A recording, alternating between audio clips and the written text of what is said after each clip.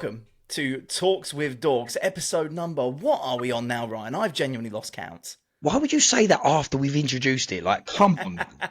Straight on, I need, like, I could guess and I could look, but then it looks unprofessional. Like we should be prepared. Almost as unprofessional as pressing record before I've had a chance to check with you. Hello, everyone, by the way.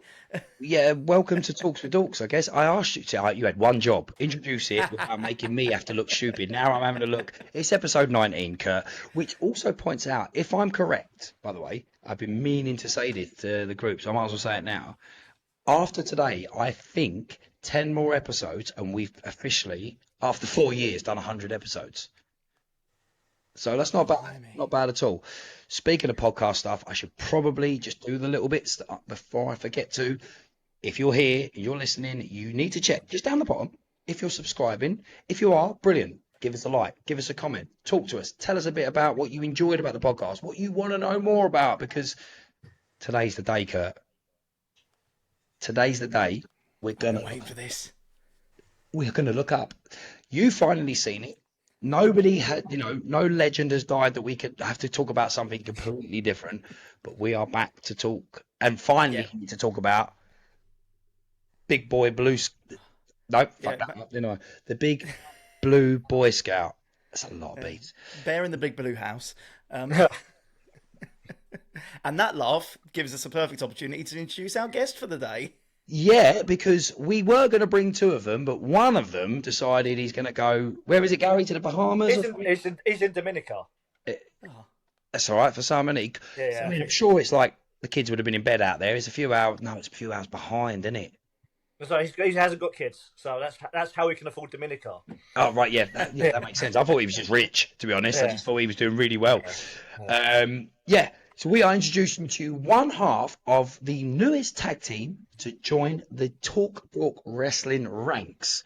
And we'll explain how this all come about in a second when we fully introduced him. One half of the newest tag team, the Flying Scotsmen. Usually you've got Gary and Stephen, but today it's just Gary. He will consider himself the better of the twins. That's correct. Say, Gary. Yeah, come. Fight. Now's your time to fight your case and introduce yourself. Yeah. So obviously I'm one half of the Flying Scotsmen, like saying, if you want to know what the other Scotsman looks like, it's just me with darker hair.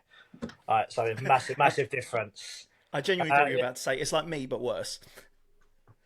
I mean, skinnier, so you can say a bit worse. Yeah.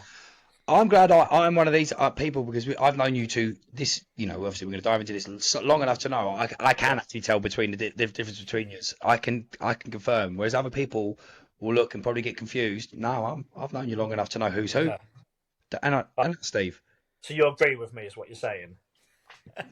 You've always been my favourite, but your brother did help me pass my driving test, so I can't also not. He's not a decent geezer. Oh man. Right, yeah. So, what do you want to show? Shall I get on, obviously, about my history of wrestling? Well, hang on. Before we get into your wrestling history, let's tell people how we know each other, how this has come about, because we need to sort of tell people, why you're joining the ranks. Gary and Stephen, we went to school together. We've known each other since 13 or 14. It's got to be, so it's got to be 13, 14. Yeah, because you joined year 9, right? Year 8 on, I joined our school, Robert Clack, in year 8, so it was probably about year 9. That was around the time I got into wrestling. Obviously, it's weird because, having you here now is like, you're one of the people that were there when I first got into it. You were massively into it. We used to have sleepovers. I remember staying around your house. Do you remember putting all the wrestling figures on the fan in your bedroom? Yes. Matt Jolly was sleeping. So that was one of our birthday sleepovers, right? That was... Yeah, just a massive sleepover. He was past that sleep. We just loaded up all the action figures on this fan and press pull and run out of the room. You had I mean, the worst thing is they were proper Hasbro wrestlers. Probably be worth a couple of quid now, but the thick ones, the ones that all had the little metal bar on the bottom to go on the Titantron. Oh yeah, them ones, yes. Yeah, they were great ones. Jacobs, I've still got one action figure, obviously, that I kept out of all the ones I would have had back then. I've still got a Rock that Jacob's now got. And I had to explain. He was like, "What's that metal thing on the bottom?" I was like, "Oh, kid, I'll get you one. Yeah. I'll source one and get you one." There was this Titantron. You can put your vessel on it, and it might play his correct music. Stepping into the Titantron. Yeah. I had a WCW version of like the same thing where you put them on the little walkway, and there was even a little stick that you could move that would make them walk down the entranceway. And again, like it would read a little thing on their heel, and maybe, just maybe, would play their actual entrance theme rather than the NWO theme for the 20,000th time. I remember the WCW. Was it blue? No, everything WCW was like bright blue. I had a Nitro one, so it was black and silver. Like, badass. Yeah.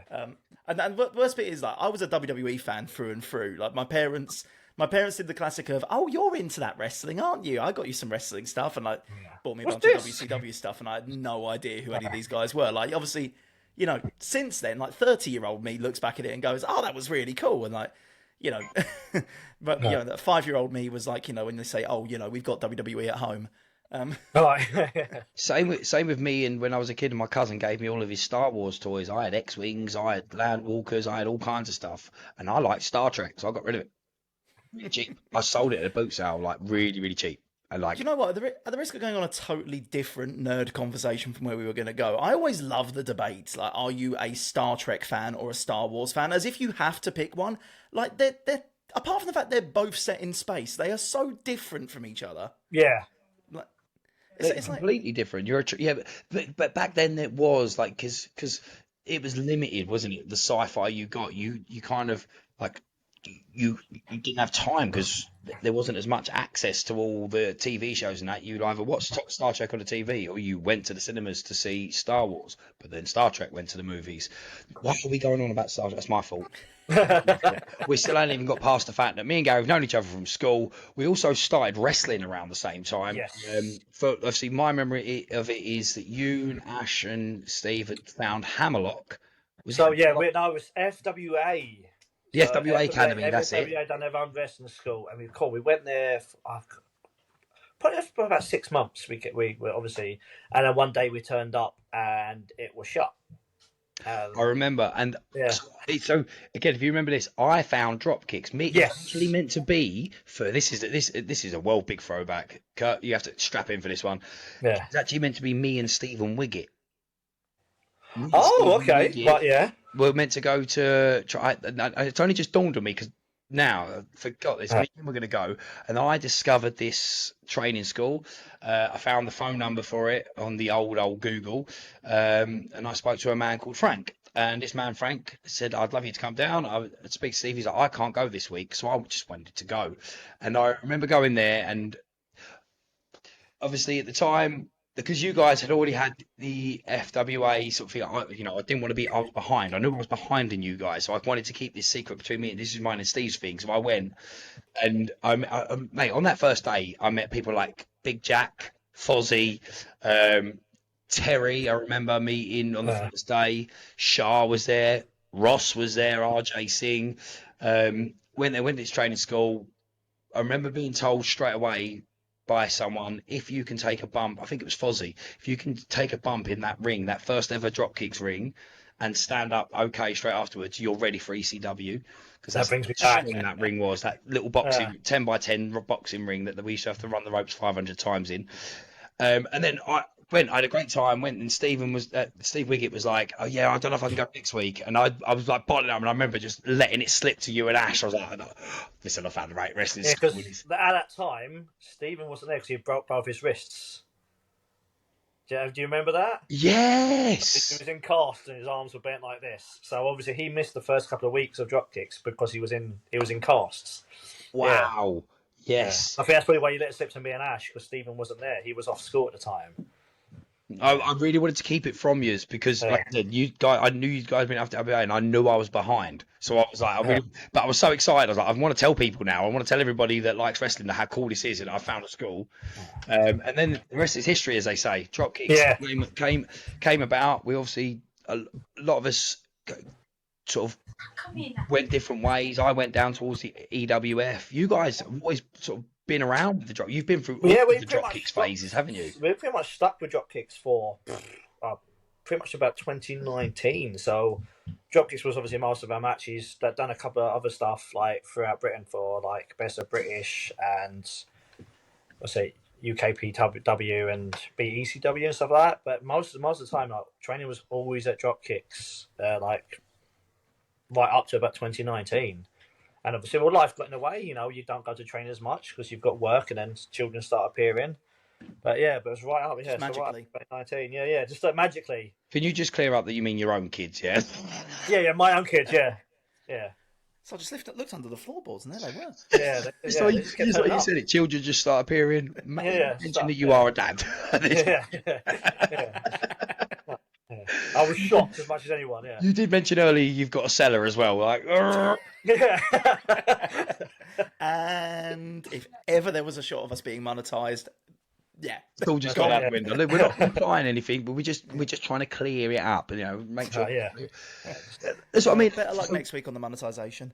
Wrestling wise, like I said, it kind of it was similar. It was a lot of the guys stayed with drop kicks, and some was like, you know, like I say, I always think of at least the four of us at first. It was me, Sefton, Ashley Reed, and Paul Robinson went down to EWF, and that kind of is like where things started stemming off. Then all of a sudden, sort of like Shah and Terry came down, and all the other guy, like Greg and them guys, sort of come off, and then there's a lot of guys that sort of stuck with the dropkicks thing and went around the Essex area, whereas we went sort of down the south coast, weirdly, even though we're all from Essex. We went towards the south coast. You guys stayed around the Essex area and come along with that ride, didn't you? So and then I am right, you did do one of my shows, didn't you?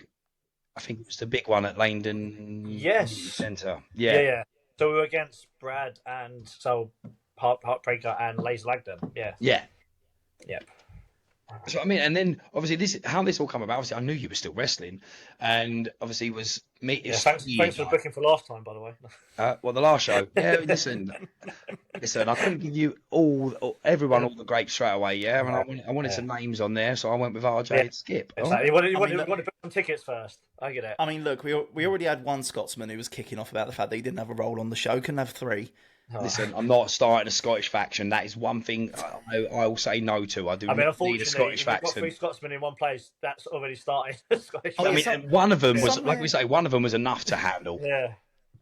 Somewhere Parky is currently seething about the fact that he is now not the lone Scotsman on the show. He's like, I had one thing going for me. Yeah, that was it. Yeah. But then I'll always use my argument because I know it rubs him up the wrong way.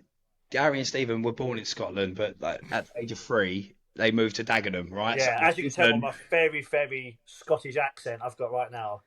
You have not. Scotland via London. Your accent is not Scottish. No, it's not. No, it's not. I was going to say, no, obviously, I'm assuming you still, obviously, used to stay around yours and that, obviously your accent would change around. Yeah. So if I speak to my mum, my brother, my family, literally just go. It's the maddest thing. You'll be talking to the pair of them, just having your Dagenham chat, and all of a sudden they both turn around in their thick Scottish accents and just switch it up. You're like, they've just become two different fucking people. It's so weird how accents work as well, because I have a friend of mine from school who. So he's, born and bred Essex boy. He's never lived anywhere other than Essex. He has an Essex accent. His family emigrated from India, and he will be Essex through and through with everyone he speaks to until the millisecond he is speaking with his mum. At which point, literally, I would be speaking to him in the schoolyard, and he'd be talking to me like I'm talking to you now. And then his phone would ring and say, oh, by the way, sorry, it's my mum. Just got to answer this phone. And the second he answered the phone, I'm not going to do the accent. The second he answered his phone, the thickest Indian accent would come out of his mouth. It was like a poo from The Simpsons level of stereotypical thick accent. And I'd look at him and go, are you aware that you're doing that? But so, I mean, I suppose in a similar sense, when I was repping, when I'd go away, because if I'm around Basildon, that my accent goes a little bit more Basildon. It goes, but when I was away, I'd go away and my accent would just really tone down because you're talking to people from all over the UK, Ireland, Scotland, Wales. So I'd have to speak as fluent. It would just adapt. And then I remember coming back one year, and a day after I got back, or 2 days after, one of my managers rang me and like 30 seconds ago, fucking hell, tell you're back in Essex. I was like, what do you mean? She's like, fucking cunt this and fucking cunt that. And that's 2 C words in a podcast in 10 seconds. It's all right. We're already demonetized. Yeah, for the cellar. two Yeah. kids in the cellar. So, Going back to the cellar. We're in uncharted territory now.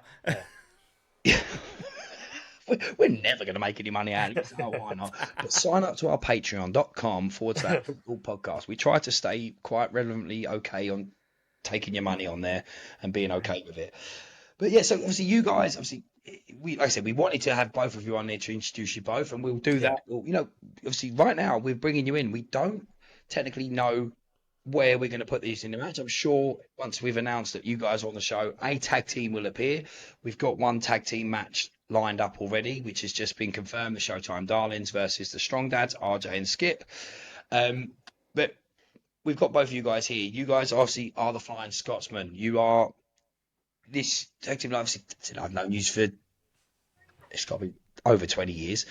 just over 20 is fine. Over 20, yeah. 10 years.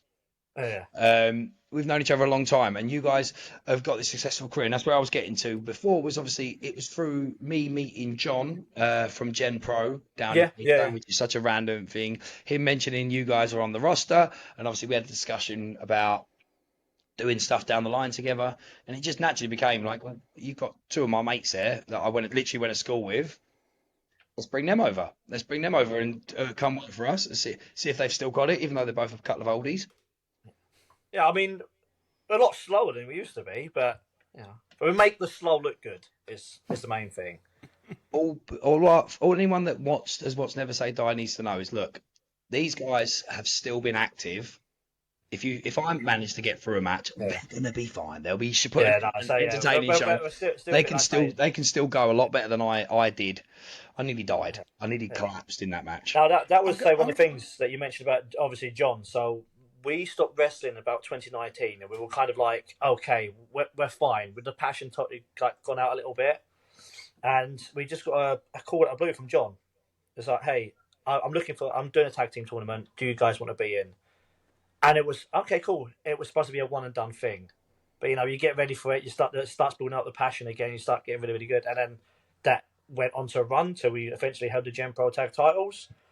Lost them recently, but then hopefully we'll gain them back, soon. But yeah, but still pretty active at the moment. The bones are not hurting that much. Recovery's taken a little bit longer, but other than that, all good. Yeah, I think that's what I come away with. Like for me, that match of RJ, it is meant to be what it was. If I won the belt, then maybe I'm going to come back and I'm going to get myself. Yeah. I didn't, and it was like it was just to see if I could still pull a match. And I came away after like, well, I didn't actually get injured. I didn't actually mess anything up, and I might have been out of shape and stuff. Maybe if I just put a bit of effort in, maybe I could do it one more time. So once that little fire in the belly relights. But that's it. I will say, by the way, mate, 2 things. Thing 1, I cannot understate how disappointed I was at how little pain you were in the next day. Like, we had a bet going amongst the rest of the team that you weren't going to be able to move come Sunday, Monday morning at least. And yet he's fine. Like, practically springs out of bed. I'm like, oh, fuck's sake. I didn't take bumps. But secondly... I avoided as many as I could. Yeah, but secondly, mate, I say this every time. Genuinely, I think you massively sell yourself short. As a man who has watched that match more times than I can count because I was editing that show and recording the commentary track for it, you didn't just put on a passable match for a guy who hadn't done it in 7 years. Like, you guys put on a genuinely good match, and I think you really do sell yourself short for how good that match was. The thing is, because to me, in my eyes, I did what I could, but obviously I was in there with one of the best, a genuinely good person. I wasn't in there in a rivalry that was, be all and end all. We've got to end each other's careers kind of match. It was can I still wrestle? Can I have a shot at? It was genuinely a good. It felt good to be in there with someone that I could trust. Isn't actually there. We're here to have a wrestling match. It's not heated. It's not. This has got to end everything. Kind of, you know what I'm trying to say. But thank you. You made me all emotional. Maybe I could do it one more time. Gary, listen, we've never actually wrestled, have we? No, we've never actually wrestled. No. Forget your brother. I reckon me and you Yeah. in one. We'll go Like, for he's it. not here. Yeah, he can't be bothered to turn up because he's on holiday. Yeah. One day down the line, mate, if I can manage it, maybe just for a bit of fun match. I say we've actually done it before we all give up. No, I say that is the thing at the moment. Like when we first kind of got back into it a couple of years ago, it's like, oh, we're on a timeline, but as we're getting more and more back into it, that timeline's getting further and further apart. I can hear my partner's eyes rolling as I say that, but it seems like like the fitness is going up, the training's good again, and then obviously I'm really really enjoying the wrestling. So it's like hopefully the body holds out, but it's the timeline's getting further and further away. I think as well, there's at this age, like when you've had a break, like I did it, you did it, that you have a break and you come back, you see it in a different way because when you're a kid, like, no matter how many times you get told, slow it down. Yes, You hear this all the time, and always, whatever you're thinking, slow it down. At this age, you go, fuck it, I need to. Yeah. I have Can't to go any slow it faster. down as much as I fucking can because I can't do it as fast. And then you realise that, hang on, if I slow it down, this, you add to the drama because I guess again, I have nothing but respect for people that can go and do these athletic match. You see a lot of it in AEW. You can go and have these athletic match, but to me, that's not the kind of match I look for. I like a story. I like a drama. Yeah. I do like a long, drawn-out match, really. For example, SummerSlam, Cody and Cena 2 versus Cody and Cena 1. Oh my God! Like the amount of AAs in that match. I watched that match. I was like 2 days behind on SummerSlam. I finished it this morning as we record this. It's a Tuesday, like the Tuesday after SummerSlam as we record this. And when I was watching the SummerSlam feed, I got to the end of the penultimate match, and I was like, okay, we must be near the end. And I saw that on the timer there was still over an hour left. I was like, there ain't no way Cody Cena is going for that long. And not only did it go that long, it had me hooked for every last minute of it. Triple H at WrestleMania, this wasn't. Not enough time in the day, but as much as Triple H would like there to be more time. But yeah, I mean that match was awesome, genuinely, and we talk about like that ability to like really have the crowd hooked in without having to go at 1,000,000 miles an hour, and yet still have you genuinely invested. Last week's episode was the first episode we did after Hulk Hogan passed, and love the man or hate the man, one thing we all agreed on is to say the man can't work I'll quote RJ Singh, you don't understand wrestling if you say that. Like he doesn't have high work rate matches in terms of doing 500 moves and baffling you with the athleticism, but he can work a crowd arguably better than anyone else ever could. Oh yeah, definitely. Yeah. Like I say, just little facial expressions that obviously Hogan does. The point to the crowd. What's he? He's letting the crowd come in, showing him like he's doing that. What's he doing? That's what Hogan was really really good at, bringing you into the match. That's what I mean. Like when it comes to like, there's a reason why I don't like. I'll watch a bit of AEW stuff like that, and I'm never going to sit there and knock anybody's ability. That's just a bit more fast paced than I prefer. I do prefer the WWE. I like AEW and I love what they do, but I prefer the WWE. So I like the storytelling side of things, and because that's what it's always been built around. Like I said, we talked about Hogan Rock. There's literally how many minutes? Like 5 minutes of that match is just them slowing it down. Turning their fucking heads made that crowd go insane, and there ain't many people that can do that. And there's not many moves in that match. It's ability, like you say, it's slowing it down. And that Cena Cody, that first match, like I just remember seeing that after seeing how they ended the triple threat and night one, seeing that second match, it was just so deflating. I get what they were doing; they were trying to make Cena a heel, and it was just to get him to get the title, etc. This match, like everything, every part of what they were doing, having them both, I mean, I don't know about anybody else, all the way through, I was like, Cena's been lying. He's definitely heel. I was expecting Travis Scott to turn up. I was expecting The Rock to turn up because it's the first time he's mentioned them in that promo the other day when he's like, I meant to have it. I was like, of course they're gonna be here. I was genuinely expecting Cena on like the next SmackDown to be like, and you guys bought it. Yeah, exactly. But like, and again, but then saying that, even the introduction made me go when they introduced him, because that whole introduction had been a heel thing. Yeah. But you could see the crowd, because they've been saying it the same thing every week. The crowd are getting behind it. What did he say? He said to her, "Say the thing" or something like that, didn't he? Say the full Yeah, thing. he leaned over to us like, you got to do the thing, you know. And she did it, and the energy behind that itself was like, this is the Cody Cena match we deserved at Mania. Really, it was nice to see Cena as a heel, but this match was. I mean, I am glad that we got the heel turn. I think like if Cena's going out, like having that one final opportunity to see heel Cena for the first time since what 2003, actually being a heel with all the experience that he has. I'm really glad that we got the heel turn, and some of the moments from within that heel turn, I'm really glad that we had. But it ran its course, and I think he always needed to turn face again with time to spare. He was always before going that to final turn face match. again. Yeah. Oh yeah, we did. Yeah. That was the good thing about it. We didn't know when it was going to happen. Yeah. Realistically, we can't like SummerSlam was the perfect moment because look what that led into. I mean, you say even on a personal note, I needed the Cena heel turn because that Cena heel turn got me 1.2 million views thanks to my stepson. So like even simple for like personal thing, that was amazing to see. It was amazing to experience with him, and then I got to watch 1.2 million people experience that moment with Jacob. Like, so that moment will forever stand the test of time because regardless of maybe it didn't pay off as well as we'd hoped. No, yeah. That moment there and then was enough to say this worked. And now we've seen the backstage stuff of it, and listen, we're not going to dive into Unreal because I've got people that are in this podcast that like don't talk about it without us, right? But we're here to talk about the other movie in a second, another big thing that's been around. But I can't remember where I was going.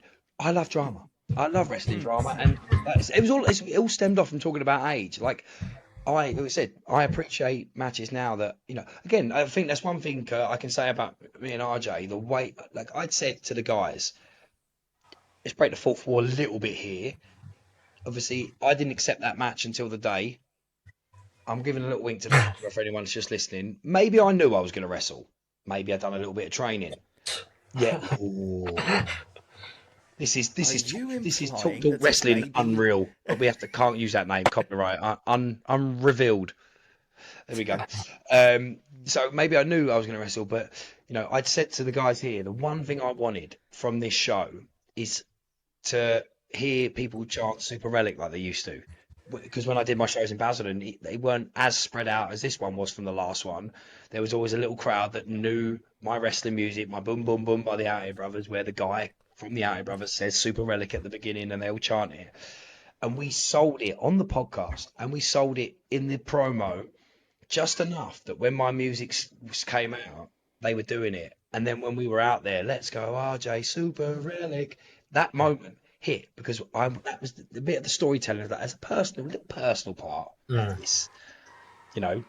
Maybe I get beaten up by the guy that hasn't retired. No, he has a few times. RJ has retired a few times, who isn't officially been out of it for 7 years straight, at least. Yeah. Terry Funk had less retirements. But I had that moment, and I got that moment because we told a story, and it was like, okay. And again, there's another one of those reasons where we look at it and go, this was successful. We know we put on a good show. Everything we wanted to come out of it happened tenfold. Like the atmosphere is the bit that we was not expecting. I mean, like that. We don't want to stand here and blow our own trumpet. Blow our own trumpet or come across too big head everything because we were genuinely humbled by that as well. But honestly, like it came out. Given our first wrestling show that we've done as a team. Like obviously Ryan's booked shows before, but the first show we've done as a team, and 3/4 of the team had never done that before. And we're also fully aware, I've said this before, like the Talks with Dorks name in relation to wrestling means precisely dick. Like there was, And yet we came out of that show, like, again, Ryan put it best, like, everything we thought might come from that 10 times better. And, you know, we genuinely finished that show feeling like we'd put on a blooming WrestleMania. And if I could just capture that feeling and just have it on tap, I could basically die happy. So no pressure, by the way. Eventbrite, get your tickets for Back in Time. We want to feel that again.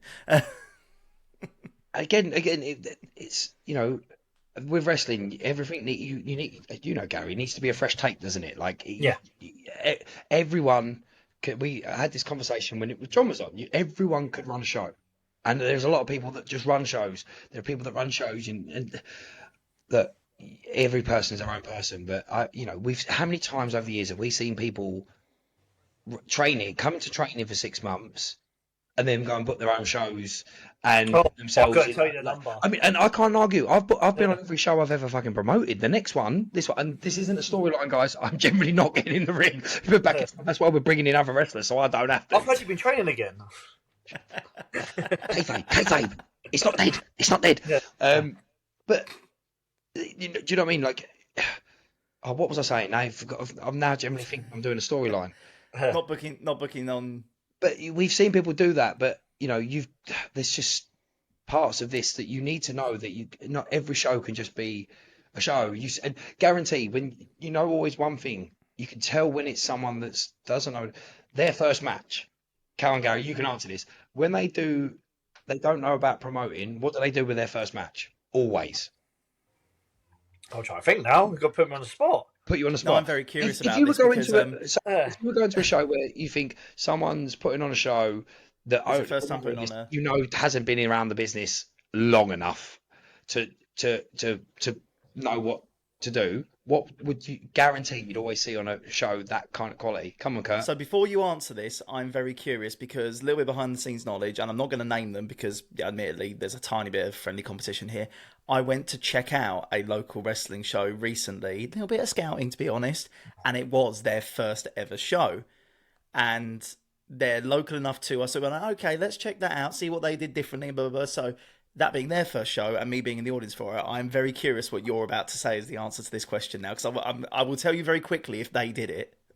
Did they do a little promo at the beginning of the show? Oh no, I do that. Yeah, we literally started them first match with the GMs in the ring. Okay, I'll ask you a different way then. If you're promoting a show, Gary, you've never promoted a show, but you know enough about promoting a show. What are you going to do with your first match? What are you going to ensure about the first match? Well, the first match to me is not going to be a main event, basically, style match. It's going to just be, you know, a warm up to the crowd. Nothing special. To maybe, you know, a singles match just to kind of warm up. Nothing special. That's what I would do.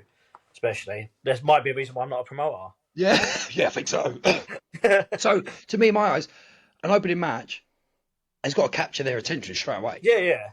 So they've got like what I'm saying is a lot of people, what they'll do is in their first match they'll put rookies.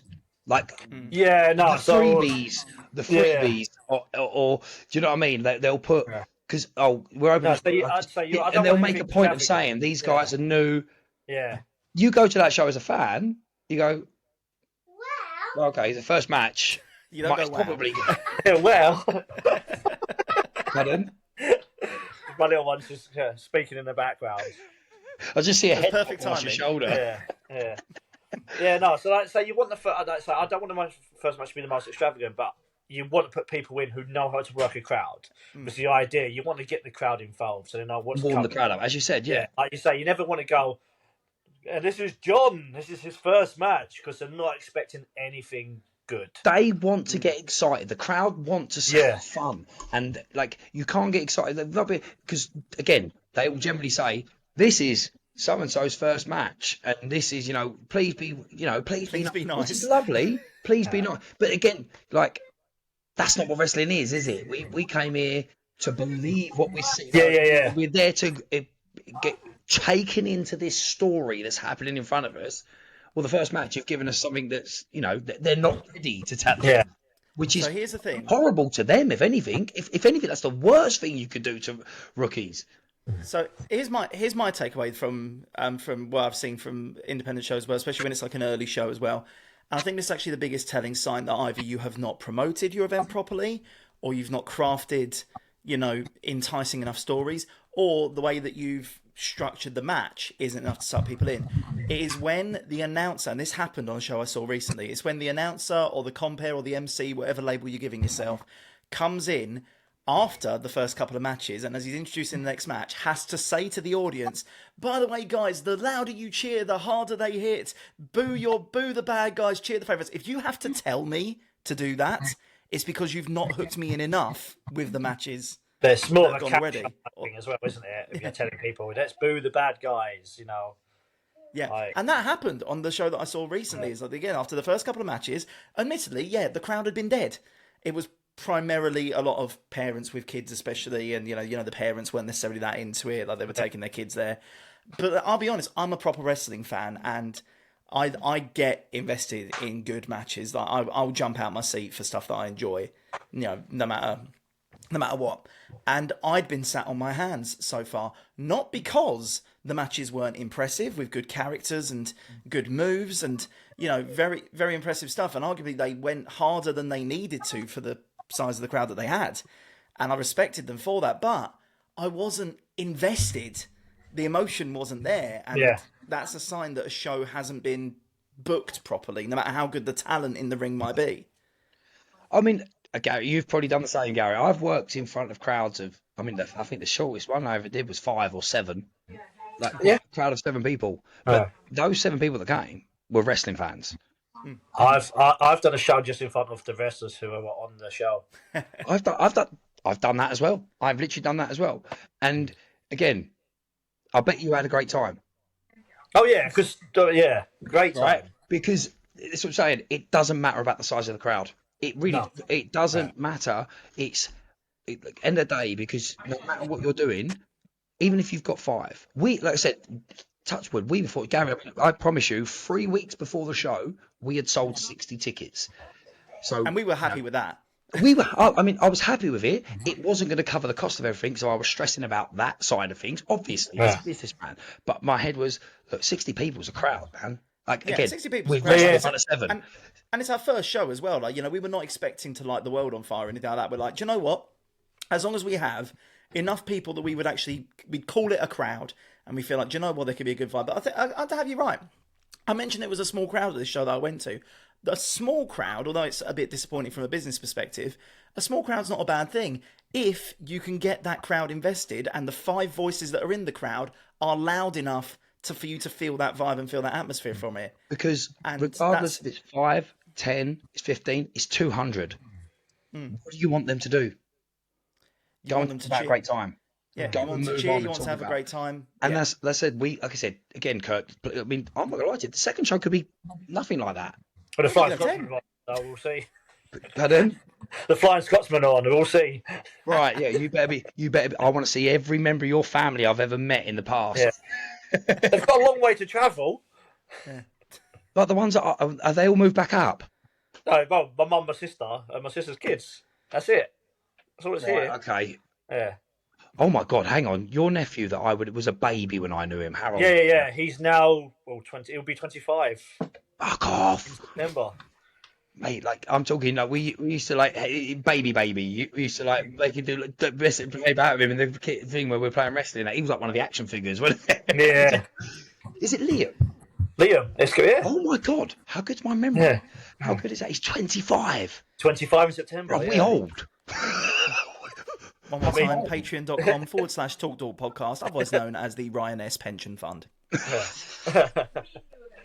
fair enough. Gary's older than me, so if he's now joining the roster, he might need some pension. Him and his brother might need some pension as well. Stephen's older than me.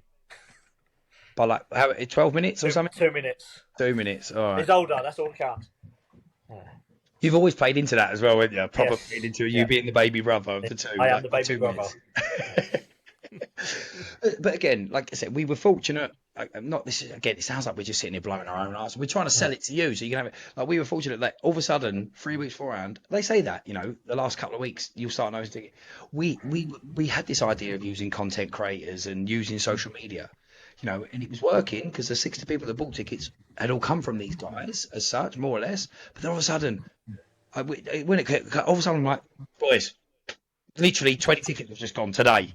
Tomorrow, I've got more tickets to go. And then on the day, while I was having this panic attack that Kurt was talking about earlier, going around, I'm going, boys, more tickets are being sold. We're opening the doors in 15 minutes. I think we still did a few on the door as well. Yeah, so it was such again, very fortunate because for all we know, we have sold some tickets for back in time. We haven't sold nowhere near what we sold last time, but again, we've still got 3 months. But we could have a next show where we have only the people that have booked tickets now. It's again, as long as we are putting on quality, that's all that matters to me now. It's just we want them to go, oh, actually, do you know what? We should have gone to that second show because it was even better than the first one. It was just as good. And stuff like that. And do you know what as well? I will say, and we're really not blowing smoke up our own asses here, because I will go out on a limb right now on this podcast and say, to all those content creators, to the GMs, Jay and Stally, to Parky, to Max's Wrestling Channel, to everyone who used their platform and their audience to help promote this event, help us tell those stories. Because again, we love the drama of wrestling. We love having those storylines. We didn't just want to put on an exhibition show. We wanted to have stuff that you could actually get invested in and, know the stories and know the characters as well. So everyone who helped us tell those stories as well. To the wrestlers themselves who, cut their promos on Instagram and allowed us to use them on the podcast as well to, again, help tell those stories and really sell Never Say Die. Honestly, thank you for that, because we, as much as we'll sit here and pat ourselves on the back, genuinely, I think this show died on its arse without you guys supporting the way you did. Please come back. Right, listen, we're 41 minutes into this and all we've done is the wrestling talk. We need to listen, I've been waiting long enough. I went to this before it was even officially announced, and I've been waiting to sit on this podcast that I love talking about geeky shit on and talk about this movie.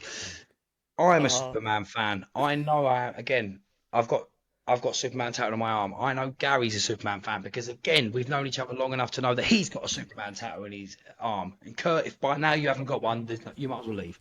Oh, shit, rubbed off. Have you got any? You haven't got any tattoos? No, mate. I'm very Superman's vanilla. Gonna be your first one. I mean, I have felt for you so much with this, right? Because, like I say, you got lucky enough to go see the press screening, so you got early access to this film. I was probably the next guy who was going to go see it, and then I missed my chance on one weekend. I was like over a week late for that. Finally saw it and thinking, brilliant, we can finally talk about it. And then, very selfishly, a couple of legends decide to pass away over the course of a week, and of course we had to devote time to those guys as well. So, I mean, what is this, like 3-4 weeks you've been waiting on this now? Well, it came out on July 11th. I went to see it on July the 8th, right? So look at the date. It's the 5th. It's almost a month, right? I think it comes out on Blu-ray in a minute. Yeah, literally, the way it is this day and age, it will literally be on Blu-ray soon, and we can give a review. Obviously, if you haven't seen Superman and you are thinking of going to see it, you want to see it, probably the time now to disappear, because we are going to spoil every fucking part. So it's been 4 weeks. Why have you not seen it yet? Yeah, exactly. Yeah, I think we're safe now that if anyone who wanted to see it has had the chance to see it at this point, this is actually probably the best time to do the review. Everyone knows that I'm a geek. I'm not going to. I can't sit here and again slag off Marvel when I'm sat here in a Deadpool and Wolverine t-shirt.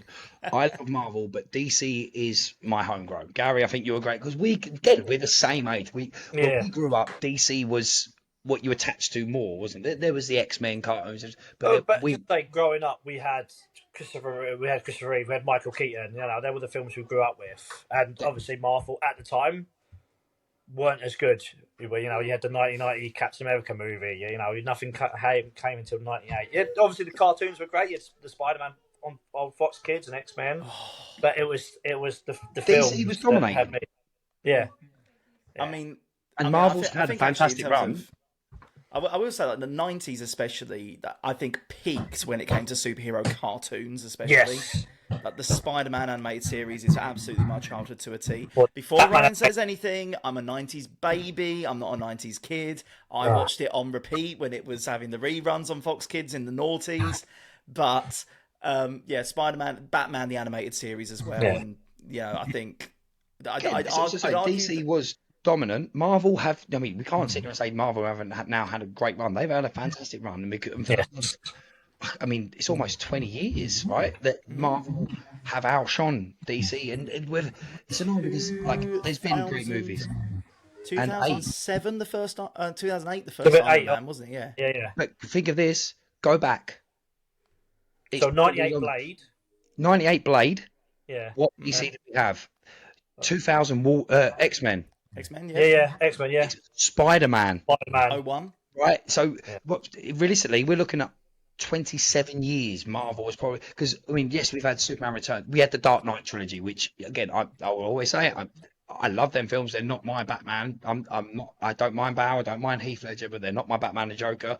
But they were great films. But Marvel realistically has dominated, and we've done an episode. We started this podcast with just me and Ash, and it was generally just DC bashing. We've said this so many times, and now we're starting to see the tide turn. And I don't want to say I'm sure you guys. I don't want to lose Marvel at all, but it's I don't think that's happening anytime soon. Yeah, but we don't want to. We don't. It's nice to see DC get in the limelight for the first time in a long time, and that, like this film. Look, start with the beginning. Let's all give it a rating out of 10. What are you giving it? Kurt, we'll start with you because you're the youngest. We'll start with you. I'm also the man who will admit that I was never a Superman guy, and I saw the trailer for this film and went, I may need to see this. I'm easily going to go, and again, I've got none of the pedigree. I'm aware of the Christopher Reeve films. I've not really been religiously watching them. Man of Steel was all right for me. I'm going to go out on them and say I'll give it a solid 9 out of 10. Gary? Well, say the first ever comic book I picked up, it was in Scotland. My granddad bought it for me. It was a Superman comic. Since that day, I was about 6 years old. That's when I fell in love with Superman. Obviously, grew up on the Christopher Reeve films. So, yeah, no, you had that. And I think this one really caught the essence of, like, the first two Superman films had that, hope, Yes. Okay, I'm so glad you said it. I left the movie going, oh, Superman, cares about the people, which is the biggest thing. It's one of those ones. I think some things could have been slightly better. So I'll give it a good 8 out of 10 because it was amazing. Very, very comic booky. Absolutely loved it.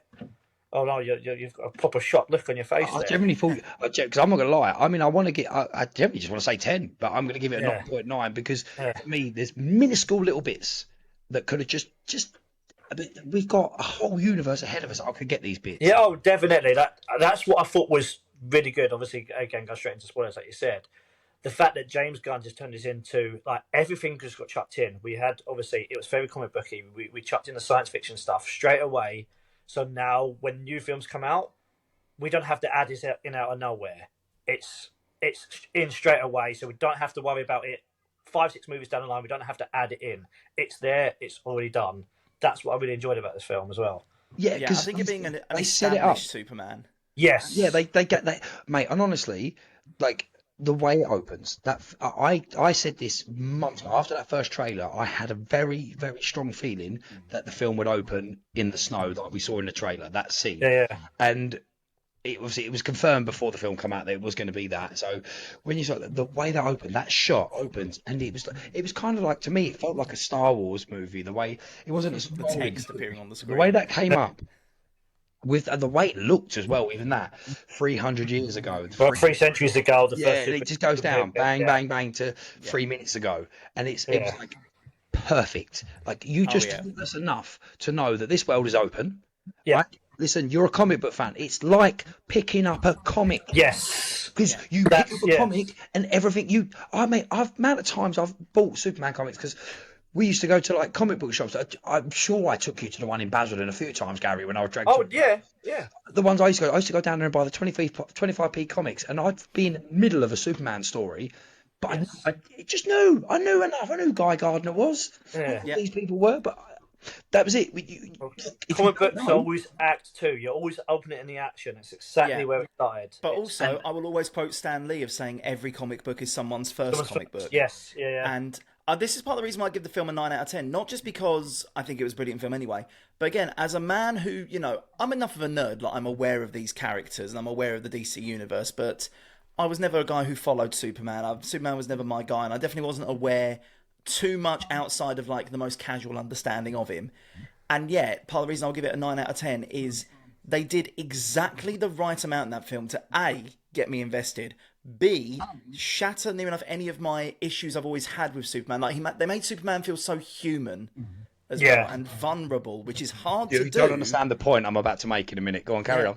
And but also, I was able to get that invested and also get it, fundamentally understand everything that was happening, having come in with limited knowledge, like more than the average bear, admittedly. Like I am a nerd, but you know, limited knowledge compared to people who are diehard Superman fans, and it convinced me absolutely and swayed me on everything. And I knew all the stuff that I needed to know. I knew quickly and easily without it being spoon fed to me. Like, even the casual fan could tell you Superman's an orphan from Krypton. We could do all that again, but again, Gary, we're 39. We're nearly 40 years old. Right, calm down. We're in our 30s. We're not, mate. Like we were a couple of years ago. We're now coming. Let's face it, we're on the way out. Well, literally, the day after the show, I turned 40. So there's a reason why you booked. Yeah. So I can remind you of the day. I've got 7 months. But that's what I mean. We've seen Christopher Reeve's Superman's origin story. We saw some of Dean Kane's. I remember seeing the Superboy story. Smallville was literally 10 years of the origin story. Yes. I'm never going to knock it. I've literally got Tom Welling's autograph up there. I love that show. We had Superman Returns. Superman Returns was a continuation. We didn't need to see it, but we see it. Man of Steel, we saw it again. Batman, we've seen his parents. We've seen them pearls drop on the floor so many times. Which, to be fair, I did like when they introduced Ben Affleck's Batman. Of like they didn't do the origin. They literally just in a very quick montage of just like shots from some, just quickly recaps. It's like, but no, come on, dude, they did it because that whole thing is the reason it leads into Martha. Oh, true, but at least we didn't have to watch it play out in full. But we could have dealt with it because at the time we were under the impression that we were going to get a flashpoint. I think Gary's battery's dying. Yes.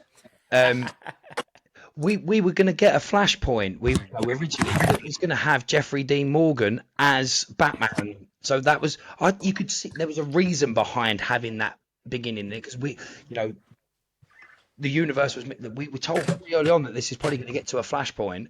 So like, okay, so you've got Jeffrey Dean Morgan. I'm sorry, but if I really want to see Jeffrey Dean Morgan as an old grumpy. This is also around the time that this man was Negan in The Walking Dead. So like, I want to see this man, Batman later down the line, and a fucked up Batman. So there was a reason behind it, but we didn't need the story. We got Superman, and this is the point I've been waiting to make. So this is why I've been wanting to have this chat because everybody, I'm listening to like. There's Luke Bug, who's the Geek of Steel, who's a friend of ours. He's obviously you look at his logo and it's Superman. I've got it up here somewhere. His logo is literally Superman. He's massive. Paul from the Geek Garage. I went to the cinema with these, and ever since I've seen that film, there's 2 words that everybody that talks about this film will mention on the podcast. We have a conversation with them, and you two both just name one of them each: hope and human. They are 2 words that come with this movie, and that just gives you that's him. Yes, yeah. If that superhero is making you feel hope from him, and he makes you feel like you could be him, we're human. He isn't. But he makes you feel like he is. He's one of us. They've done Superman perfectly. Horrible to say, I love Christopher Reeve. He will always be my Superman. Yeah. If anything, they made him more human than even he was. I would say one of the best lines in the film that really got me in the show that they understood Superman was when the dimensional imp is fighting away, and then Lois goes to Superman, why do you want a dog? It's like, yeah, he's not even a good dog, but he's alone and he's probably afraid. That just took the essence of Superman right there. Like you say, he's not a good dog. The whole film. He's annoying him, but he's alone. He's afraid, and he wants to help him. That sentence right there just got the essence of Superman within that. Just like that little. He cares about everyone that he should care about. I mean, there's people slating and again, this is a big spoiler. If you haven't seen this, he saves a squirrel in the middle of a kaiju fight. Yes. Right? And there are people that slating that. Do you Well, yeah, understand the test the screen cat in the didn't tree like it. concept? Yeah. Superman will fight the biggest monsters in the world to protect this universe, but he'll also come down and help a little girl save her cat out of a tree. Yes. Yeah, Who Superman and is. also one of the things I quite liked about this film is the way they did the peril, especially as well. I think a lot of places, a lot of other films that have used Superman in the past, a crutch and ironically a kryptonite they've fallen into is basically, of course, where Superman is, unless kryptonite's in the picture, he's basically invulnerable.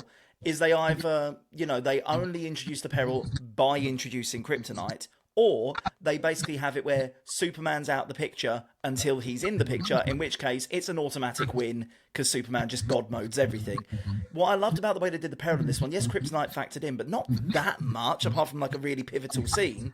But the majority of the peril basically came from Superman's main idea of peril is that what if I can't save everyone? Yes. And essentially putting him in situations where it becomes impossible to save everyone. And that's what I mean, like, him being in the middle of a kaiju fight and still being able to quickly duck away to save someone before he gets back to the fight, and constantly, whilst he's fighting this kaiju, constantly having to think about, don't let him fall that way, don't let him fall that way, he'll hurt someone if he goes that way. And like almost like the Superman multitasking is kind of where a lot of the peril comes, and I love that. Yeah, he's trying to save everybody, and again, like I can safely say, did it not feel like, again, there's this, everyone talks about superhero fatigue, and even we're still getting all these superhero movies. I don't know about you two, but I've seen Fantastic Four. Yeah, good movie. It's a good movie. I could have probably waited, to be honest. Yeah. It was good, but I had to see it. I did enjoy Fantastic Four. I enjoyed it. It was a good movie. But compared to Superman, I'm not going to lie, because I'm not going to lie, I would have rather have gone and booked tickets to go see Superman again, but it was only because I want to see his fan. I do want to see it. I mean, Galactus, phenomenal. Like, he's great. Yeah. And, the credit scene's great, but I could have done, I would have rather have gone. That is the worst thing about Fantastic Four, that the mid-credit scene is the best thing about it. Yeah. Again, because that's what that's again something that Marvel, realistically have been. DC's done it as well with all the different things going on over there, but Marvel have kind of spoiled the superhero genre by post credits and credit scenes because they have been there for so long. Mate, people go and see films like, I don't know, probably go through and watch the Paw Patrol movie, and they'll sit till the end just in case you see Rubble appear again. He never did. No, he didn't. Oh, no, I sat there through the whole credits. But do you know what I mean? Because that's what we get. But because, and like, I've heard people go, sit through Superman's credits and go to the end and go, well, they weren't very fun. I'm like, are you mad? Because you're expecting something to set something up. James Gunn said straight away, I ain't here for that. Because what happens? You end up doing too many. And how many Marvel films now have set something up that have gone fucking nowhere? But actually devoting those post-credit scenes just a good little character moment. Yeah. I loved as well. Like, genuinely, John, my favourite Marvel post-credit scenes ever is a Spider-Man Homecomings post-credit scene, where it doesn't set up anything monumental. So, for those who don't remember, during Spider-Man Homecoming, there's a bit where Peter's at school and they're watching a sort of motivational edutainment video where it's Captain America talking to the screen. And it's him doing like a typical Captain America, don't do drugs, kids, kind of speech. And then you watch the entire Spider-Man Homecomings credits, mid-credit, the black text crawl, and you get to the very end, and the post-credit scene is just Captain America slowly walking in front of that same green screen and looking at the camera going, "Hi, this is Captain America, here to talk to you about one of the most fundamental tools in the superhero's tool belt, patience." And then just ends it. And it's just... But they did, even that, didn't they have a mid-credits for that, which set up the Vulture? They set up Scorpion, which never happened. Apparently it's going to be in a new one, right? Scorpion, because maybe they're going, maybe we should clear some of this up, because again, you think even going back to Iron Man, they set up the Avengers. Yeah.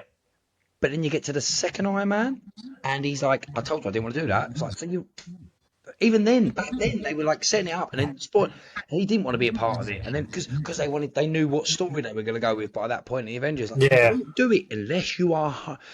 This is again to praise that man up his arse. I will give him all the flowers in the world, James Gunn. He has said no scripts are going forward unless they're done. No movie is being greenlit. And that's why the slate has changed. And people, oh well, you said you were going to do this. What have we got to learn from other fucking companies? Don't look at Blade. It was cast. They were filming that fucking movie. Isn't what's it? The equipment was used for, so they made all the wardrobe and stuff, and it was used for Sinners, right? Yeah. Michael, so just use that wardrobe for Sinners. I think Wesley Snipes nailed it in Deadpool Wolverine. There's only going to be one Blade. Yeah. And about a week after that film come out, they announced that Blade movie weren't happening. It's like, exactly. He called it. Snipes. Yeah, Wesley Snipes manifested that. Yeah. Snipes. I mean, at this point, we'd rather see a Blade 4 than a Blade 1. Yeah. Although, to be fair, I mean, you mentioned James Gunn. Like I said, I love James Gunn, and I love the approach he's taking to things. And like I say, that you can tell it's coming from an element of love, and it's also coming from an element of respect for things as well. That said, I have met some people, no matter how much we might shower Superman with praise, I have met some people, some close friends who've said, seen it, thought it was rubbish. And honestly, I think the biggest tell of whether you think this Superman film is good or bad will very much depend on your mileage when it comes to James Gunn's style of filmmaking. Because let's be honest, his fingerprints are all over this. In terms of the actual filmmaking style. Like, if you liked Guardians of the Galaxy, you will like this. It's a very similar style of humour. It's a very similar style of character building. It's a very similar style of storytelling. This is a James Gunn film. Yeah. No, but I think, again, a lot of the reason people didn't enjoy it is because, like I say, he's the big blue boy Scout. So he's fundamentally good at everything. Some people just don't like that. They like the edgier heroes and stuff. Yeah, you're correct. This is a James Gunn film, no doubt. I also think if you liked, if your first Superman was Cavill was brilliant, but he was brilliant at a very specific style of Superman. I mean, I think he could be a different style of Superman. He could have been, but that's not what his character was in the end. He was, again, as a Superman, Gary, I've probably waited 12 years to have a conversation with you about this. So, Man of Steel, we go back to that film, right? We, as dedicated Superman fans, people that know this hero better than a lot of people would, we watch Superman snap someone's neck. Yeah. We're like, hang on. Now, I went through the process, and I don't know how you went, but I went, oh, no. But wait, hang on. Superman doesn't kill. Superman would need a reason to make that rule. Yeah. He had to do that. He had to do that because there was no other. So to me, that was my head on it. It was like, okay. Yeah, no, I get where you're going with this. It too much because obviously that was his way of defeating him. That was obviously they put the family there for him having to do it, and as long as you give me a reason why you had to do it, I'm okay with it. My issue is I don't think Cavill was a good Superman. I think Cavill looked like Superman. That's where it ended.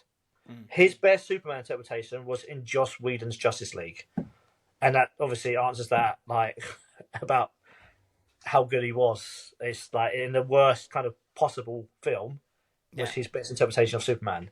To all our Snyderverse followers that absolutely love this podcast, Gary's opinions are of his own, right? No, don't get me wrong, but I say the thing that really took me out the Snyderverse was Batman vs Superman. I could not wait for this. Yeah, literally, my favorite comic is Dark Knight Returns. Absolutely love it. The fact they had it all in, I was looking forward to it. I went to midnight screening back when they did midnight screenings, being way before COVID. Didn't get home till 4 o'clock in the morning. Had work at 6 a.m. I was really, really excited. Could not wait. I left that theater thinking I should have liked that, and I should not be doing that with Batman vs Superman film. And I was one of the only people that was happy about Ben Affleck's casting as well. I think he was great, but I think at the time I was probably the only one of the very few people that was happy about it. I was happy about it. Left that theater being like, I don't know if I like that film, and that took me out the start straight away. I will go out on a limb, and I know I'm not the only person to think this. I think Ben Affleck could easily have been one of the best Batmen, Yes, given better scripts and more longevity to work with. Because I think actually the way that he portrayed the character was spot on. It's just the films that he was in. I've just remembered a little bit of information, Gary, by saying you went to that midnight screening. Yeah. Either you or your brother posted about that, going to that screening. I remember this, made me go to midnight screening. Oh, really? So probably me. Yeah. So I remember it because I booked to go on the Friday night. I was going, me, little Scott, I think my ex at the time, my mate Mark, his missus, we booked as I was going, and I saw your thing, and I didn't know that local were doing midnight screenings for some reason. I remember, and I see you put about a midnight screening. I was like, there's going to be a lot of people that have seen this film before me. Gary's I can't be having he's that. going to see it. Like, that's the reason why I did the midnight screenings, because I have to see it first. Yeah, I was initially I was like, and I didn't drive at the time either. I had to get my mum. I checked my mum. I was like, Mum, I'm going to the cinema. She went, who if? I went on my own.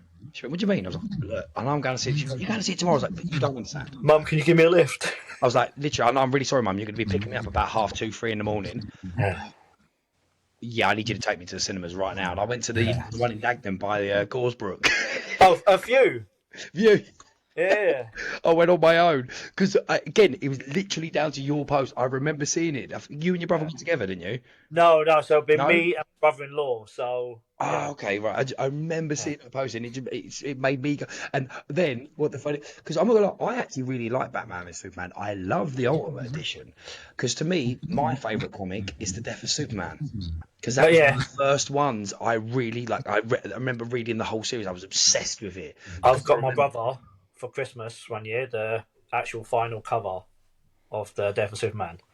Because it's one of the most iconic. Because I remember as well that because obviously the whole story stemmed because they all because of Lois and Clark. They delayed the wedding in Lois and Clark. So instead of getting Lois and Clark married in the comics, they killed him. Yeah. So you know, Death of Superman was great, and you know, yes, I wasn't happy with how Doomsday looked, things, but to me, I really loved that film. So when obviously. It was the funniest thing is when we went the next night, I didn't tell anyone I'd seen it.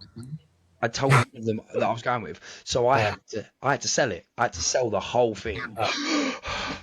Superman dead. We're all sitting there. The credits start rolling, and they're all like sitting there. I went, "Come on!" They were like, "No, we want to wait for the credits." I was like, "No, ain't none." And how'd you know? I was like, "Don't worry." I googled it. I'm out. See you later. Let's get the fuck out of here. But. Okay, going back to the 2025 one, to me, this is again something important that James Gunn said. Again, why I've got so much faith in his vision. You know, yes, it's only movie one. Man of Steel was great, and things didn't continue because studio interference. If he sticks to what he's saying, someone said in an interview to him that. Oh, Superman's great. I love the colouring. But what about when you do a Batman movie? Like, Batman's not that kind of colouring. He went, so we won't be that kind of colouring. Yeah. You started a universe where it's bright and he's like, yeah. Go to the comics. If you read a Batman comic, you know Batman and Superman are in the same universe. Is Batman dark or is Batman bright and blue? Because Superman's in it. Yeah. So if I'm doing a Batman movie, it will be dark and gritty like it needs to be. Yeah. But saying Clayface is going to be a horror. Yeah. Okay. And actually... Anytime you see Batman and Superman interact in the comics as well, like that, anytime they interact in the comics, that juxtaposition between the two is part of the appeal. And that's what he said. When they meet when they meet in the movies, then we'll do it like the comics do. So the fact that not only have we got a comic book fan, we've got someone that understands the way this could be. Again, another spoiler if you're here and you still haven't done it. We get a cameo that none of us was expecting at the very end of that. And that 15-second cameo. What? If you don't know anything about Supergirl or that Supergirl Woman of Tomorrow, go and read that comic. Because that 15 seconds, everyone that's read that comic, that 15 seconds, people go, you could see the non-fans, real fans going, Supergirl gets drunk. What are you talking about? We're talking like, oh, no, you don't know what we're doing. You don't know what we're doing. The fact that she just picked up her dog and she's drunk in different universe, getting drunk in front of her red son, you don't understand where we're going with this. Yeah.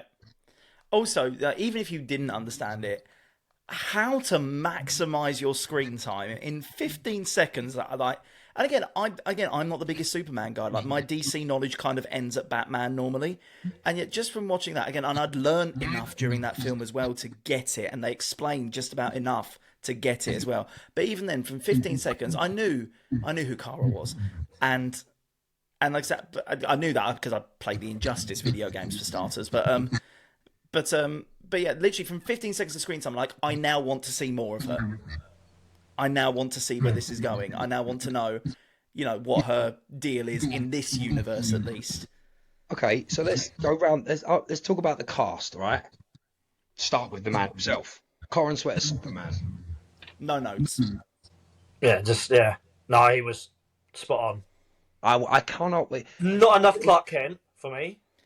Yeah, exactly. Yeah, this is the one. His little bit of Clark Kent was very, quite good, nerdy, kind of baggy suit and everything. Fantastic. But the switch. The switch from Clark Kent to Superman in the that interview scene is 12 minutes long. Yeah, but also, by the way, can I just say, and I didn't think I'd say this, the one critique I have of that film, obviously, when the interview starts and he switches from Clark Kent into Superman, he leans forward and goes, "Miss Lane, the trailer did it better. The take from the trailer was a better take, and I will die on that hill." I was a tiny bit disappointed, but it's a different angle of that being forward. So one thing, and it was only because I heard someone in a podcast say it, it stuck out to me. So one thing that the film was missing that, like, we just would have made it. Probably give it my 10. If I'm at 9.9, we'll give it my 10. We didn't get. No iconic suit up. Yeah. No suit up at all. Yeah. Didn't see any suit. So I was like, do you know what? But then if that is the smallest minute, again, realistically, we saw kind of a suit up scene with Cavill, but we didn't get a shirt rip until Justice League, the Justice League one. At the very end, he does it. But so I can cope with that. But because someone pointed out, I was like, do you know what? Realistically, if that just, even if it was a suit up, a spin, or just a, we didn't get a suit. I was like, that is one thing. And honestly, I thought to myself, do you know what? See his Superman rip the shirt. But then saying that, we get that scene that opens it where you see the S. That's amazing. Like, that is beautiful. That is, like, for a Superman fan, that is just, like, awe-inspiring. How close you get to that Superman symbol flying. And anyone who had problems with the flying scenes, please. I'm okay with no shirt rip or no suit up scene because we got a lot out of this film and it did a lot to establish that universe. This is movie 1. Yeah, that's what I mean. That's what I'm saying. It's not the biggest problem to have because we will get it. We will get it. But it's just something I was like, do you know what? It would have just picked me for that scene would have gone to 10 because I know it would have been beautiful and perfect. Because, like, could you, like, his hair, like, and this is a funny story, to be honest. The first time there was a picture released of his Superman where he's walking down the street with the curly hair, the first time I saw that picture, someone quoted "new Tony Khan biopic in production." I fucking believed it. I think it sent it into the WhatsApp group. This is before you were there, Kurt, like a year ago. Oh my god, they're making a Tony Khan biopic, and it weren't until like 2 days later. I was like, I saw a picture and I was like, that's the same picture. Oh my god, I genuinely shared this information. Someone was taking the piss because he does look a bit like Tony Khan. I didn't think of that until you just said it. Yeah, now I can see it. I believed it. I literally believed it, and I was like, "Oh my god!" I generally did think that was a Tony Khan biopic. But again, like this film, little things that they said and did in this film. The glasses. Yeah. What a throwaway line! How good that is. The quickest throwaway line, just for anybody who would ever question, oh, how are the glasses that good of a disguise? Like, how can you? For the record, though, they've actually proven this with Henry Cavill that the When he walks glasses would through New work. York. Like the man stood in Times Square underneath a Superman billboard wearing a Superman shirt, and nobody spoke to him. Like, because if you're not expecting to see the person there, you will never question it. So the glasses work on their own anyway, like no matter what anyone says. But yeah, that one throwaway line to explain, just in case you wanted to throw that argument their way. It's like, oh, by the way, they've got a perception filter. I actually have the comic downstairs of the one where they mention the hypno glasses. So I think it's issue 330. Yeah, so it's like again, it's something from the comics. Yeah, it's comic lore, it's comic science. That's fine. I'm okay with that. You've just explained it. Done. The Easter eggs in this film, I cannot wait. I mean, if I can see it again, but I cannot wait to get the Blu-ray so I can just go through and, like you said, talking about the mystical imp. If you're a Superman fan, that's again just a throwaway line. That mystical imp, which again, that scene is so good because again, what did people do when they see that picture of him? The first time you saw the suit, he was in that chair. There's something going on outside, and everyone went, Superman sitting there, not into. And what did he say? They're just dealing with some mystical imp. They don't need me. Yeah, exactly. Yeah. But to the fans that don't get it, that's all they needed to hear. But us fans, we heard a magical imp or whatever he said, and we all went, they're fucking fighting Mixer-Pitalik. Yeah. But apparently he's not. But he's not. James Gunn has said not. But you never know. But it was enough. The fact that we're thinking it. Yeah. For a little fan, we're thinking that these little things can exist in this universe. Everything can exist. And speaking of the other guys have got this, we've got to talk about the Justice gang. I love that. Like anything to not call them the Justice League, just to blue ball everyone. But I mean, yeah, the Justice Gang. I mean, I really want to critique, but again, I have practically no notes. I mean, Nathan Fillion, the king of the nerds. I'd say if Henry Cavill is the king of the nerds, Nathan Fillion's the Archduke at the very least. Like that man's a very close second, if not the number one. And yeah, I'll watch anything with that man when he gets the opportunity to go full nerd. And Guy Gardner, probably the least popular Green Lantern, if I'm being honest, but yet. Yeah. But yeah, you know, stupid haircut and all that should not have ever translated to the big screen, and yet.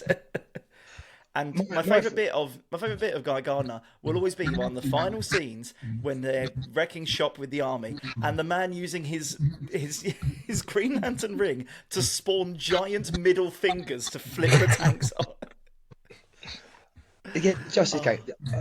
I could probably critique Hawkgirl because people have been complaining about the scream. I didn't notice the scream until the second watch because, to be honest, I was like, do you know what? If anything, she was kind of like Mr. Terrific. Amazing. He was phenomenal as Mr. Terrific. I feel like Hawkgirl was kind of the background of the three of them, which is, you know, again, we can flesh that out down the line, but the other two stood out so much. When I think about it, when I've heard people say about the scream, I was like, do you know what? I didn't pay attention to it because I was concentrating on the other two, if anything, and Metamorpho. I said that's Hawkgirl. That's what she does. Like it's always. Does she have the scream in the comics? I was sort of a Black Canary. Yeah, thing. she has the scream in the comics. Well, it depends because she's kind of mix of the two different kind of like variations of Hawkgirl. So this is like the alien one or the ancestor one that obviously keeps coming alive. Like so, she's a bit of a mix. But Hawkgirl does her little screams in the comics and stuff. But perfectly cast every single one of them. Yeah. Lois Lane, Rachel Brosnahan, phenomenal. She was great. Perry White, I mean, Jimmy Olsen as a little stud. I love the fact that they clearly see my life and market it around Jimmy Olsen. I mean, it's like I saw myself in Jimmy Olsen. Oh, this is I've been through this before. This is where we turn the camera and just see your message.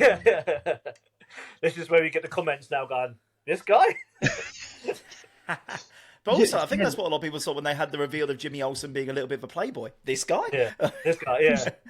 Well, listen, Gary, I'll shoot. Going through the Jimmy Olsens we've ever seen, who's one of the most popular versions? I think who my favourite might be. because you've got obviously obviously the main one from the Superman movies and Supergirl movie.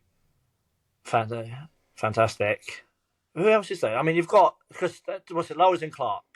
There was two different ones. For me, I'm going to go with Lois and Clark because I wanted to be Jimmy Olsen in that TV. I love Jimmy Olsen in that TV. Yeah. He was cool. There was two different ones, weren't there? Yeah.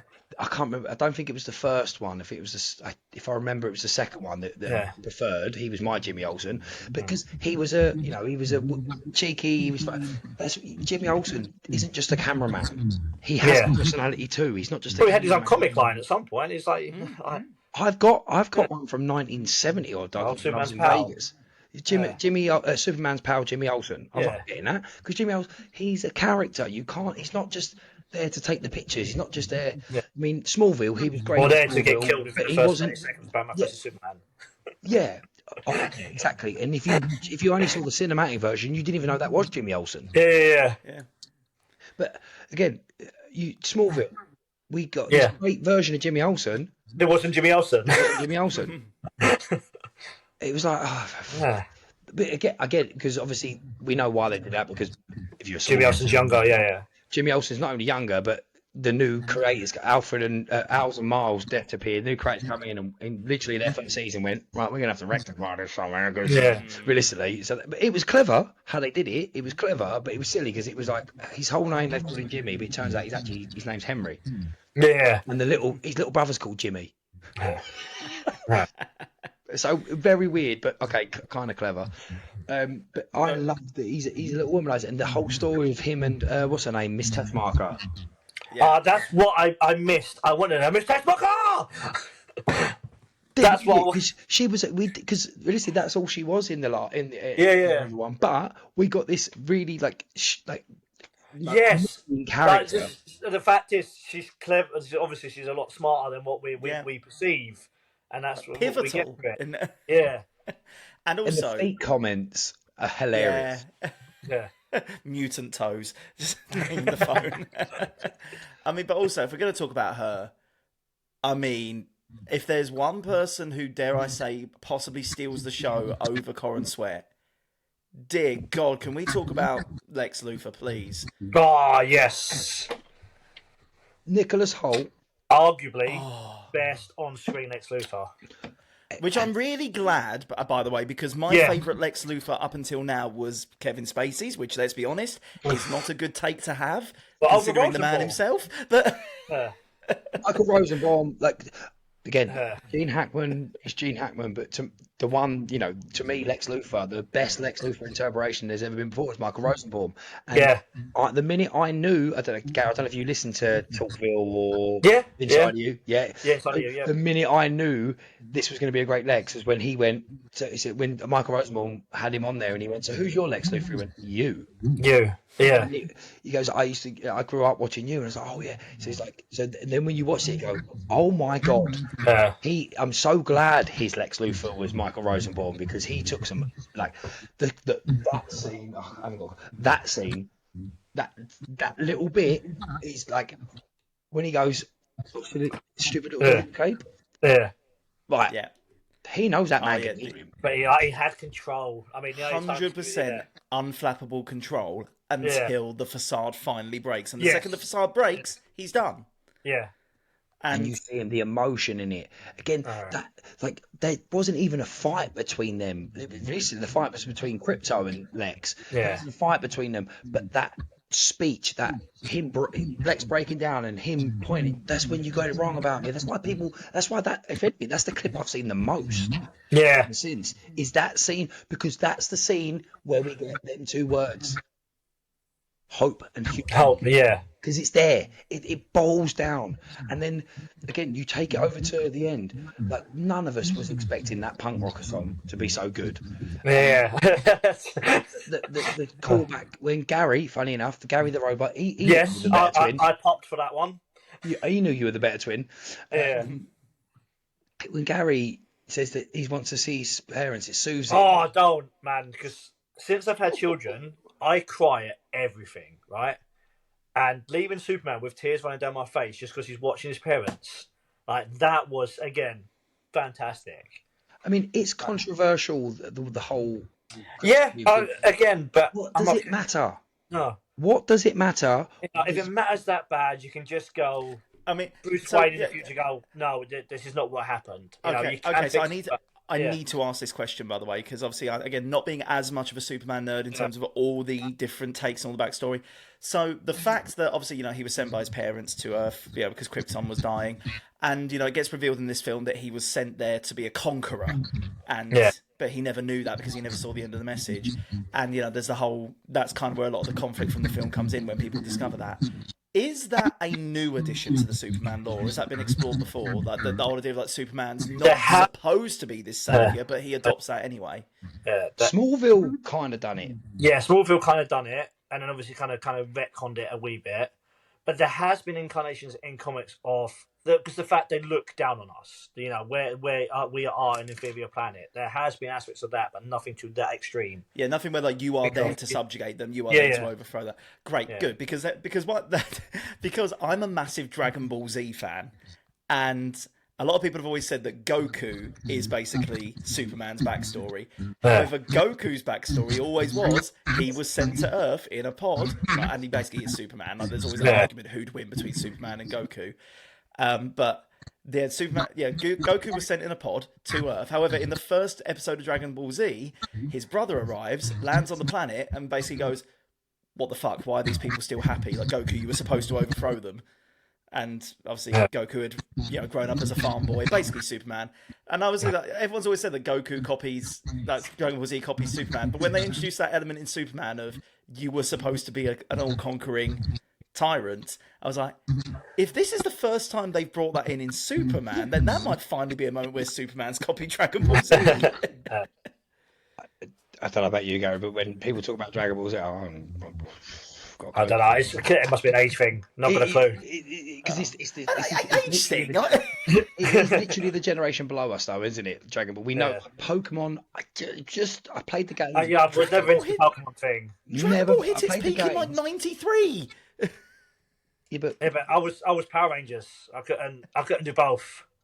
See, this is why me and him have known each other for so long. This is the right, weird thing. We haven't even mentioned the fact that we had this weird rivalry at one point, right, where we didn't talk, but we had arguments because I like Superman more than him, him and his brother had more Halloween DVDs than me. We used to argue over the stuff we love. I did have more Halloween DVDs than you, though. Yeah. Well, I've definitely got more than you. I'll fucking get them out, bro. I don't give a fuck. Where's all yours? In your cellar? I'll get them out. I don't care.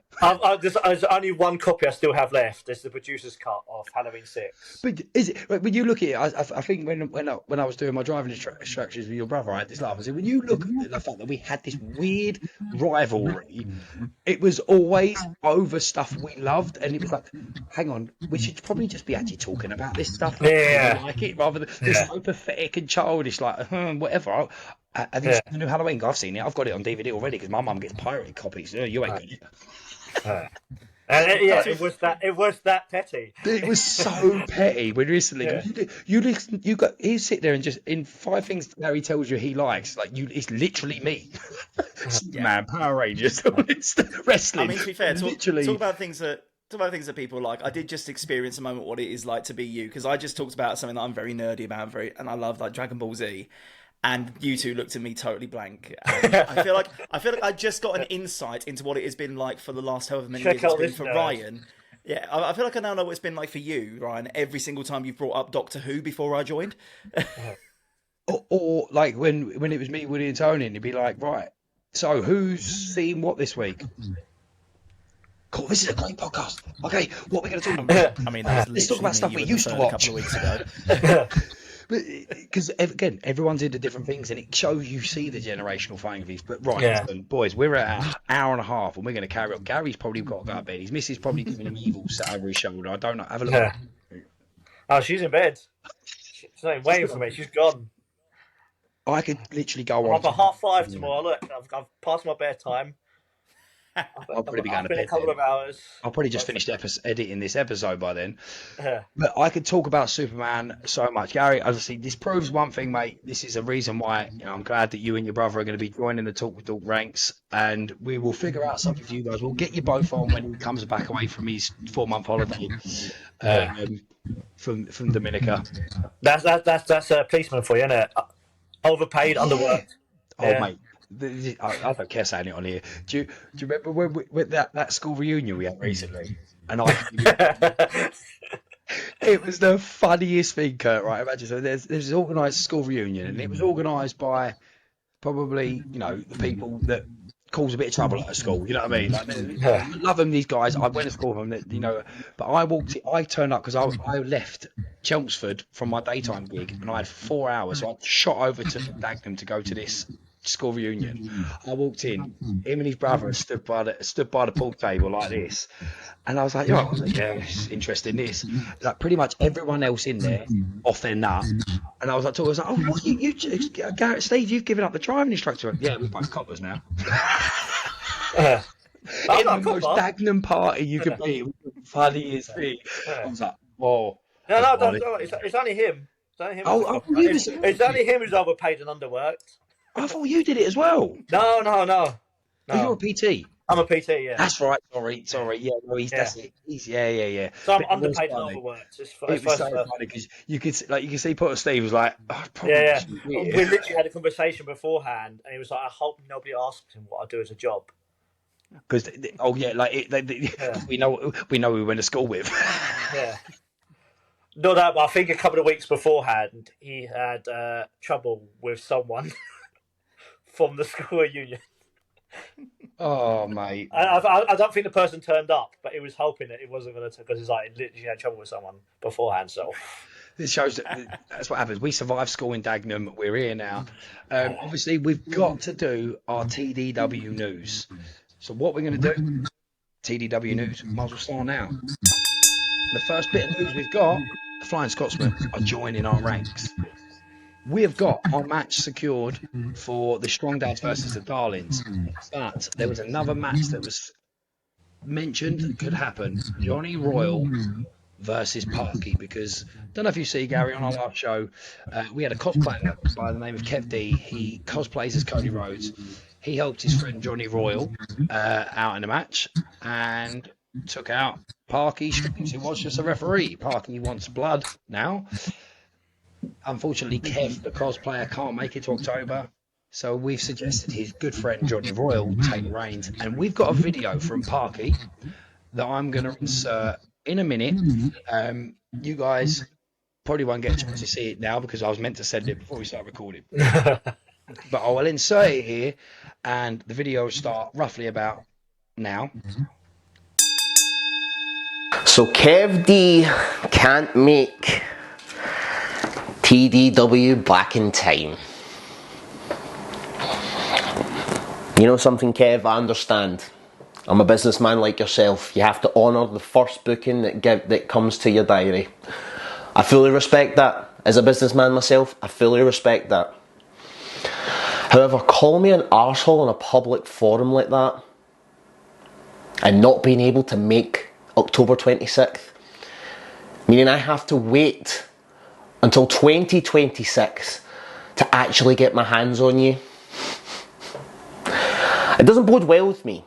It doesn't sit right with Michael Parks. See, I'm wearing the Parky Streams shirt right now, but Parky Streams is no longer involved with TDW. Parky Streams is taking a step back, and Michael Parks is coming out. Michael Parks is going to be involved with TDW going forward.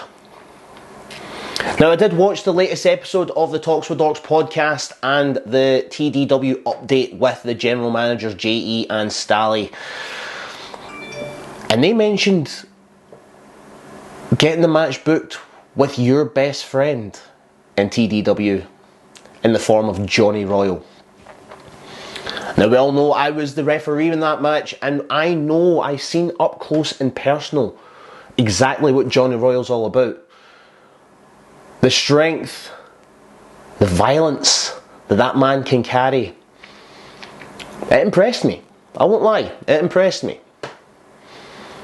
But it doesn't take away the fact that he aligned himself with the wrong person in TDW. That's right. Doesn't take away the fact that he aligned himself with you, Kev.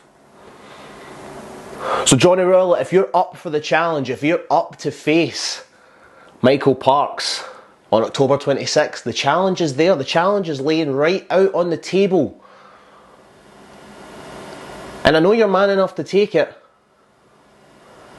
But do you have the balls? Do you have the balls to take the challenge, Johnny?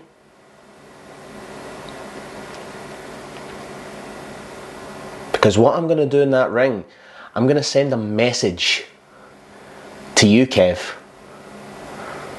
And just remember, it's nothing personal. It's just pure violence.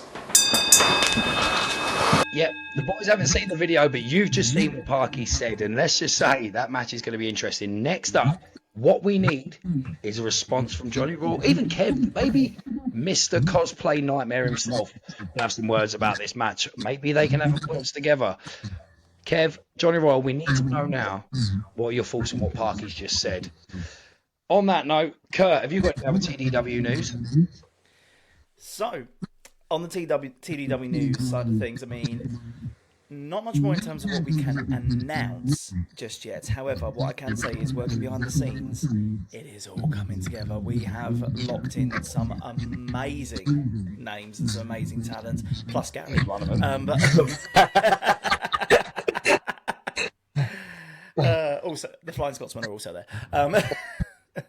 No, genuinely, we've locked in some amazing guys. Even without having confirmed certain matches just yet, just in terms of the names that are now on the roster that are confirmed to be there for Back in Time on the 26th of October. We came away from Never Say Die absolutely giddy at how amazing that ended up being. Thank you if you were in that crowd. Thanks for contributing to that vibe and everyone who contributed to that show. This is currently shaping up to be an even bigger and better show. Let's put it this way. I've been editing the match graphics and the posters and a lot of the marketing material that's going to come out and start dripping out over the coming weeks. I recently put the finishing touches on the poster for Back in Time, which features every single confirmed wrestler plus the GMs on that poster.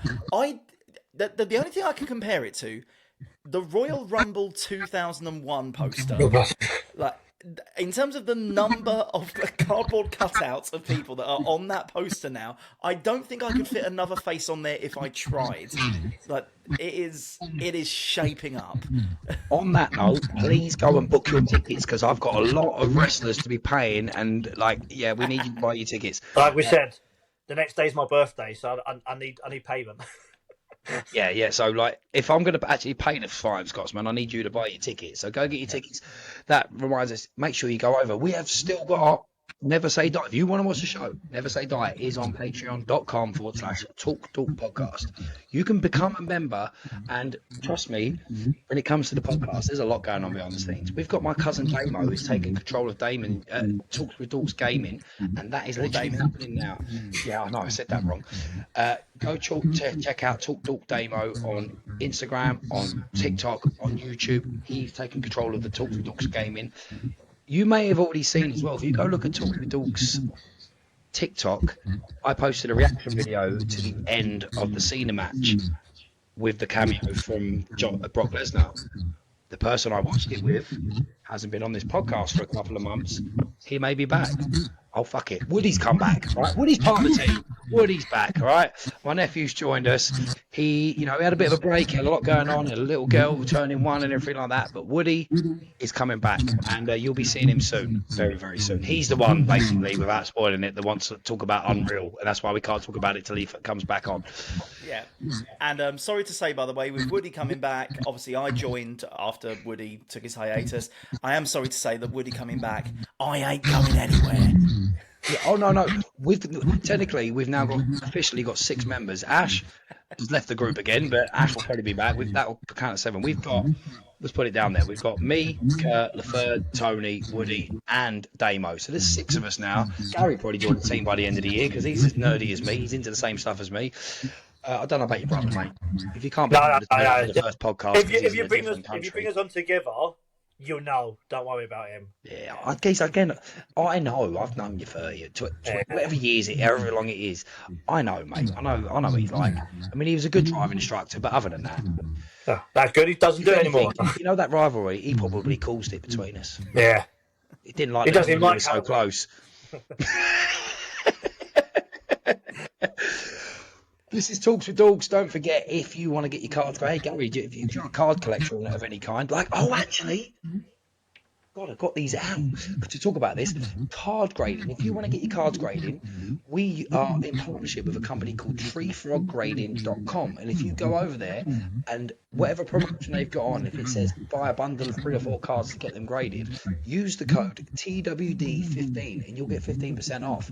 I remembered, because I've been sorting out my shelves today, that I got these from a Comic-Con that you might appreciate. Right, I've got some for listeners. I'm showing original Superman trading cards, and they are pretty cool because they are Christopher Reeve ones. This one, by the way, I looked at, graded 9.5. This is worth £230. So, mate, oh, hang on, upside down. Look at him. Go get your cards graded, treefroggrading.com. Use the code TWD15. I'm going to be doing it for all of them because I need to get them graded. This is Talks with Dorks. I'm Ryan. That's Kurt. Kurt, have I forgot anything else to talk about at the end? Like Other than the socials, of course. Oh, what? Other than the socials. Oh, yeah. At TalkDork Podcast and everything. At TalkDork Wrestling on YouTube, TikTok, maybe Twitter soon. I'll talk about that afterwards. But at TalkDork Wrestling for everything. TalkDork Podcast on everything. TalkDork Wrestling on YouTube, TikTok. Is there anything else? Just YouTube and TikTok at the moment? TDW, is on YouTube and TikTok. In fact, rather annoyingly, it's TalkDork Wrestling on TikTok. It's TDW Wrestling on YouTube. Yeah, sort that out, Kurt. I will. I'm Ryan, that's Kurt. That is our very special guest and a very old friend of mine, Gary, one of the Flying Scotsmen who you can see on October 26th. Gary, have you got social medias you'd like to share? I can share some, yeah. So obviously Instagram is Flying Scotsman, at Flying Scotsman. That'll be me and my brothers. On my own, it's GDocker6. Or maybe if you're interested in personal training, you can catch me on Facebook at GRDPT. There we go. Boys, I always end with a see you later. You say goodbye in any way you want. See you later. Goodbye. See you later.